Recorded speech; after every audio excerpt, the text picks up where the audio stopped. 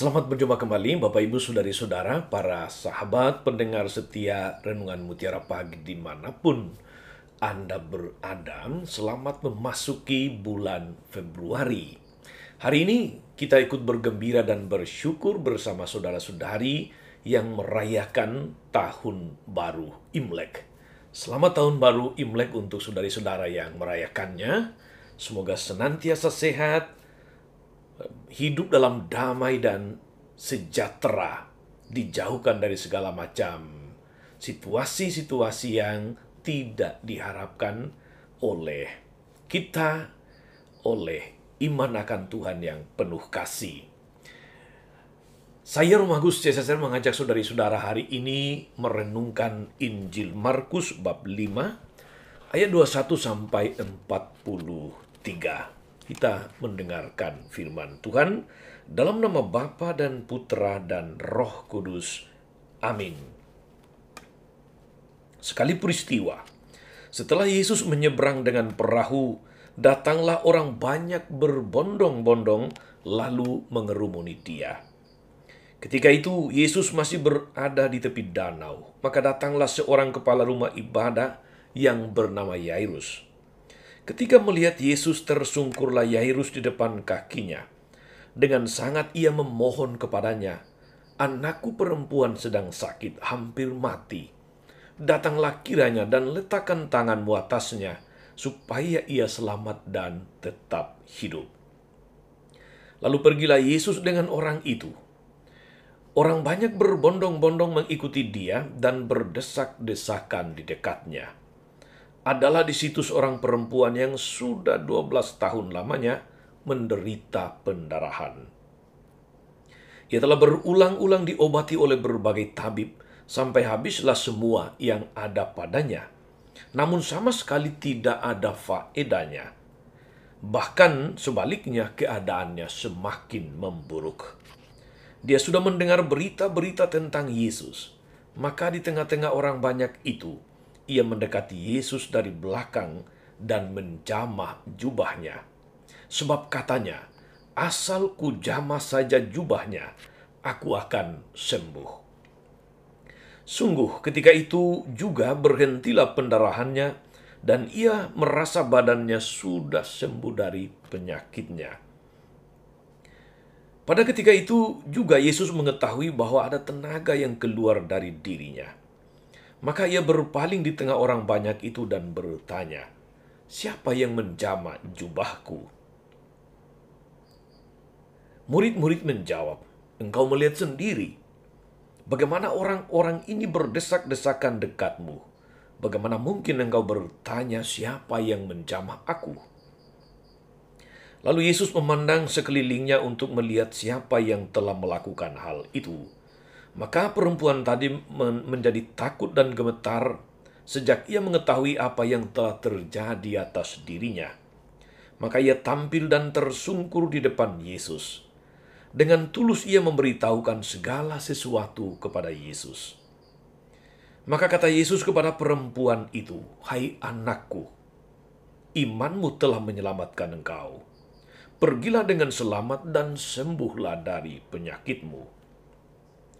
Ketika Yesus masih berbicara, datanglah orang dari keluarga kepala rumah ibadah itu dan berbicara dan berkata, "Anakmu sudah mati. Apa perlunya lagi engkau menyusahkan guru?" Tetapi Yesus tidak menghiraukan perkataan mereka dan berkata kepada kepala rumah ibadah, "Jangan takut, percaya saja." Lalu Yesus tidak memperbolehkan seorang pun ikut serta kecuali Petrus, Yakobus, dan Yohanes saudara Yakobus. Dan tibalah mereka di rumah kepala rumah ibadah, dan di sana Yesus melihat orang-orang ribut, menangis, dan meratap dengan suara nyaring. Sesudah masuk, Yesus berkata, "Mengapa kamu ribut dan menangis? Anak ini tidak mati, tetapi tidur."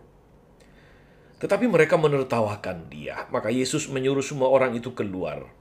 Lalu ia membawa ayah dan ibu anak itu dan mereka yang bersama-sama dengan Yesus masuk ke dalam kamar anak itu. Lalu dipegangnya tangan anak itu, katanya, "Talita kum." yang berarti, "Hai anak, aku berkata kepadamu, bangunlah." Seketika itu juga anak itu bangkit berdiri dan berjalan sebab umurnya sudah 12 tahun. Semua orang yang hadir sangat takjub.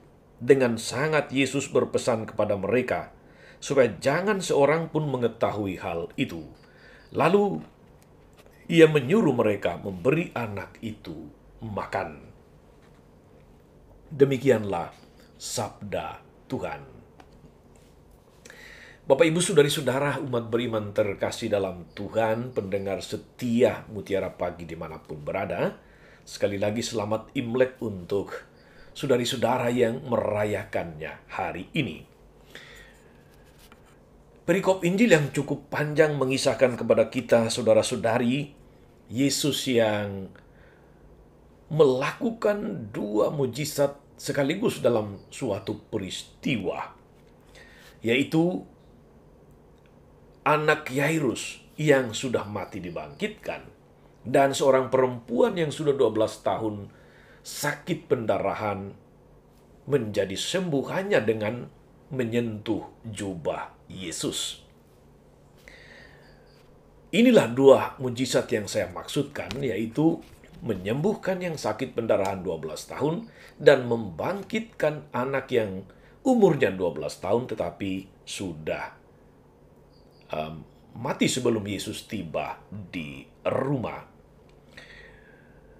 Dua mujizat ini, yaitu mujizat kesembuhan dan kebangkitan atau hidup kembali, saudara-saudari, semakin mempertegas tentang misi kehadiran Yesus untuk menyelamatkan manusia. Dia hadir untuk mewartakan dan membawa kabar gembira keselamatan. Kita dapat saja terbuai pada kisah-kisah tersebut dan menjadi kagum pada Yesus, pada Dia yang kita imani.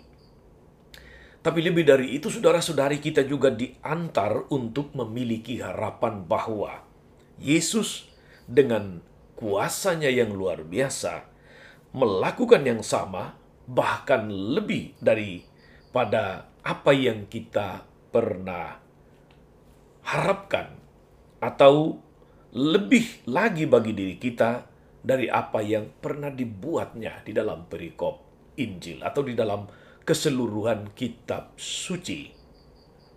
Saudari-saudara, bukanlah sesuatu yang salah bahwa kita bangga, kita kagum, kita menaruh harapan yang lebih kepada Yesus. Namun kita kerap kali lupa, saudari-saudara, bahwa apa yang dilakukan Yesus yang kita dengar tadi khususnya, itu muncul dari kehendak bebas Yesus. Setelah dia melihat iman orang yang datang kepadanya, iman orang yang memohonnya, iman orang yang sungguh mengharapkannya. Kepada Yairus, kepala rumah ibadah, dia datang dengan kepercayaan bahwa Yesus mampu menyembuhkan putrinya. Karena itu dia berkata, "Datanglah, anakku perempuan hampir mati." Ketika dia memanggil Yesus, ada harapan Yesus mampu melakukannya. Tapi yang terjadi kemudian bukan saja bahwa anaknya sakit, tetapi ternyata sudah keburu meninggal. Tetapi Yesus tetap melakukan mujizat, menghidupkan anak itu. Dia berkata, dia tidak mati, dia tidur. Dan kepada perempuan yang sudah mengalami sakit pendarahan 12 tahun dan menyentuh jubahnya saja, orang ini memperoleh mujizat kesembuhan. Dan Yesus tahu, Yesus menyadari, maka dia kemudian bertanya, "Siapa yang menyentuh jubahku?" Dia tahu, dan dengan bebas dia melakukan apa yang dikehendakinya. Sejauh orang sungguh mengharapkannya, sejauh orang sungguh punya iman akan dia. Saudara-saudara, yang sering kali terjadi dalam hidup kita adalah kita mau bahwa kehendak kita diikuti oleh Yesus. Meskipun sering kali kita berdoa dalam doa Bapa kami, jadilah kehendak-Mu. Tetapi, apakah kita sungguh-sungguh mempunyai iman yang penuh harapan sebagaimana dimiliki oleh perempuan yang sakit 12 tahun pendarahan? Atau iman dari Yairus yang datang kepada Yesus dengan penuh harapan untuk menyembuhkan putrinya? Saudara-saudara, seringkali inilah yang menjadi bahan permenungan kita. Kita minta kepada Yesus, tapi kita mau kehendak kita lah yang terjadi. Mestinya terbalik. Jadilah kehendak Yesus, bukan kehendak kita. Kalau kita punya iman, kita boleh percaya bahwa segala sesuatu bisa terjadi. Sebab tidak ada yang mustahil bagi orang yang percaya kepada Tuhan. Kita perlu melandasi permohonan-permohonan kita kepada Tuhan, harapan-harapan kita kepada Tuhan dengan iman yang teguh, dengan kepercayaan yang mantap bahwa Yesus mampu melakukan sesuatu untuk kita, dan bahwa dalam segala kehendak bebasnya, Yesus bisa melakukan melampaui yang kita harapkan sebagaimana kepada putri Yairus tadi. Saudari-saudara, umat beriman terkasih, sikap iman membutuhkan keaktifan untuk mencari dan mendekati Tuhan. Beriman bukan berarti diam, pasif, pasrah. Beriman itu juga mendorong kita justru untuk bertindak, untuk bergerak, untuk mencari, aktif mendekati Tuhan, sebagaimana Yairus dan perempuan yang sakit pendarahan 12 tahun tadi. Kepada Tuhan kita boleh memohon, saudara-saudari, kita boleh mengutarakan persoalan, pergumulan, kebutuhan-kebutuhan kita, harapan-harapan besar kita kepada Tuhan. Tetapi iman yang teguh kepada Tuhan akan menjadikan kita memang mampu berserah diri di dalam kuasa dan kehendaknya. Maka tak cukuplah kita itu kagum dan bangga kalau kita tidak memiliki sikap iman yang benar di hadapan Tuhan. Mari kita miliki iman itu, dan atas dasar iman itu kita datang kepada Yesus. Kita terus mencari Dia, kita mendekati Dia, sebagaimana Yairus dan perempuan yang 12 tahun sakit itu.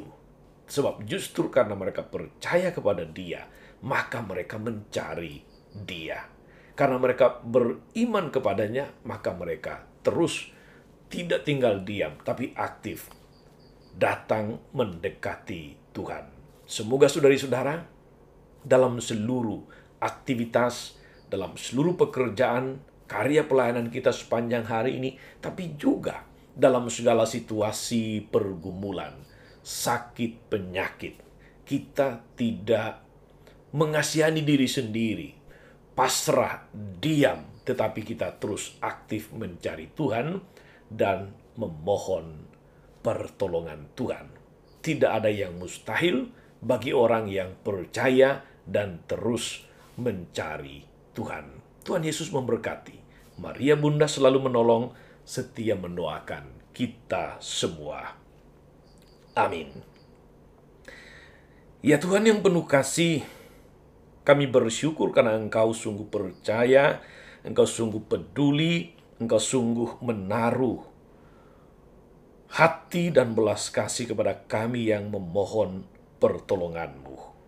Anugerahkanlah kami iman seperti Yairus dan perempuan yang sakit pendarahan itu, agar dalam keadaan dan situasi apapun kami tetap teguh dan tidak gentar mengerjakan dan melaksanakan tugas-tugas perutusan kami, agar kami oleh karena iman itu terus mencari dan mendekati Engkau yang tidak akan membiarkan kami kecewa, Engkau yang senantiasa akan memberkati kami dengan segala berkat rohani dan jasmani menurut kehendak-Mu. So Engkaulah Tuhan dan pengantara kami sepanjang segala masa.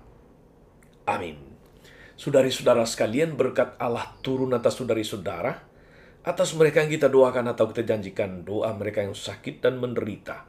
Segala rencana, karya, dan pelayanan sepanjang hari ini, Bapa dan Putra dan Roh Kudus. Amin.